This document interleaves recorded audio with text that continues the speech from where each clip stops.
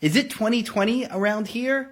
Because I want to talk about the Bojack Horseman series finale that I just watched. If you haven't watched this show, I would highly recommend it. I don't normally come on here with television recommendations, mostly because we don't have time to get through them. We took 4 years to watch this show, and it's only 66 episodes. We did have to pause for the pregnancy because it was just too dark to watch some of his childhood stuff.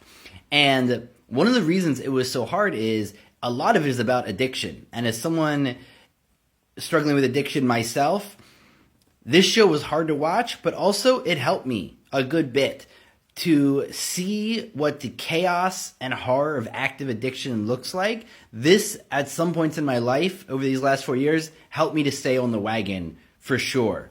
And as someone who writes, I was also super impressed by this show. All of these characters and their backstories, they felt so rich, and I thought the season finale wrapped it up so well. You could feel that the writers had the entire arc of those 4 or 5 seasons in their head. It was incredibly well done and well crafted with the flashbacks in time and the crafting of the story. And just so you know what's happening, he was a star of a television show years ago, and now he's kind of a washed up guy in Hollywood, and it's what happens going through Hollywood. So it's a great takedown of how films get made and media in general, but also a look at addiction. But most of all, this is a show about relationships. And because of a very hard childhood, he has a lot of fucked up relationships with all of these people. But you keep on living. You make mistakes and you move forward, and you're stuck with what you did before. And it eats you up inside to the point that you wish that you couldn't live anymore. And you obviously will take whatever it is to help you forget.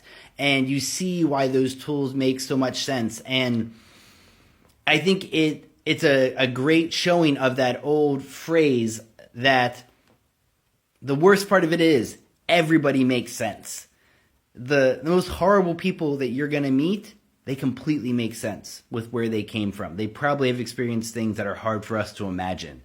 So this show is really about humanity, which is funny because half the characters are half animal things. And there's all these great little background jokes about the animal stuff, but it's not the main point at all. It was such a clever show, and it's not one I'll probably watch again, but I could see myself watching again for all that little background stuff. So, Bojack Horseman, after 4 years, I want to say thanks for the ride.